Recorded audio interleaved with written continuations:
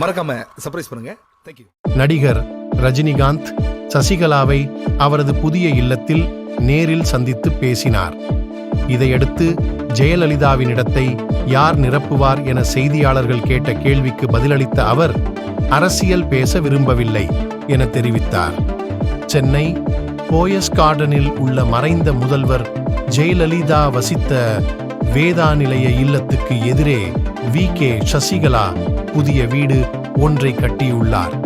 இந்த பங்களாவுக்கு கடந்த மாதம் கிரகப்பிரவேசம் நடைபெற்றது. இதில் கலந்து கொள்ள முடியாத சூழலில் நடிகர் ரஜினிகாந்த் சசிகலாவின் வீட்டுக்கு நேரில் வருகை தந்தார்.